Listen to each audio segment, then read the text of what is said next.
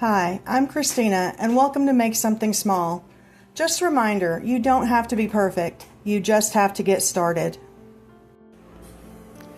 This week, I'm sharing two books that have helped me learn how to draw and use Procreate, Drawing Digital by Lisa Bardot and How to Draw Inky Wonderlands by Johanna Basford.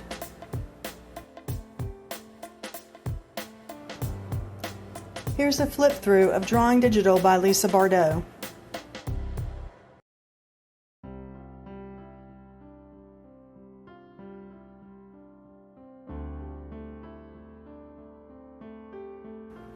The book is organized into sections that cover setting up and using Procreate, working with brushes and layers, and includes projects to apply each concept as you go.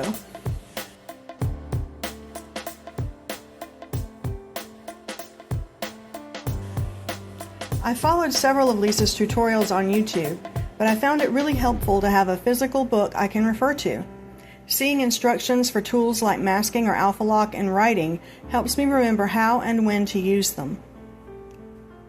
The book starts with basics like color theory and shows how to build objects by connecting simple shapes.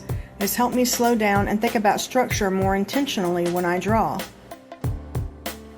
Learning how to color in layers and seeing her workflow examples has directly improved how I build my own illustrations. I always learn something by seeing how other artists use the tools. I bought this book when it was first released, but I hadn't used it in a while. Flipping through it and looking back at my Procreate gallery reminded me I need to make time to use the tools I already have.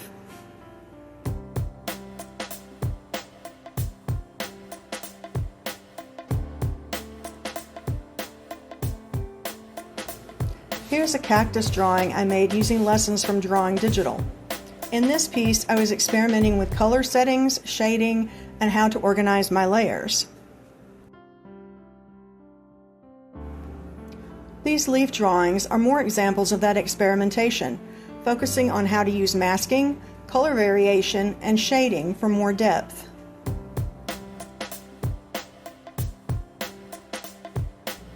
Here are the layers from the leaf drawing. You can see how I used alpha lock, clipping masks, and a layer mask to get the colors and textures I wanted. This snake plant was another exercise from the book. Again, I was practicing layering, masking, and subtle shading. I'm really happy with how this one turned out. Here are the layers for the snake plant. I started with a sketch layer and then built up texture and color using alpha lock and clipping masks.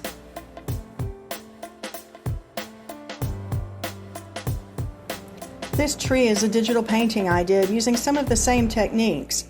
I'm not as happy with how it turned out, but I plan to revisit it in the future and try again with a fresh approach. This composition uses what I learned from the early chapters of Drawing Digital. I'd like to improve the lettering, but I like how the leaves turned out. If I were to do it again, I'd place the green leaves behind the others to improve the layers.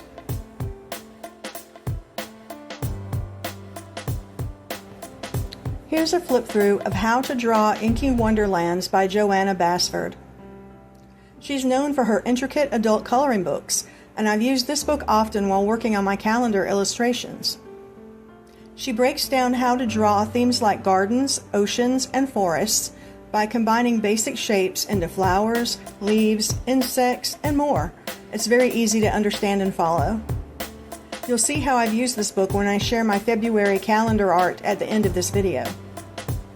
The book also includes plenty of pages to color, so it's useful whether you're drawing or just relaxing with a pencil.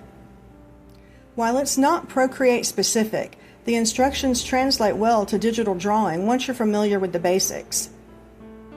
I focus mostly on drawing individual elements for my calendar, but I'd love to explore the more complex compositions in the future, maybe for a future calendar project.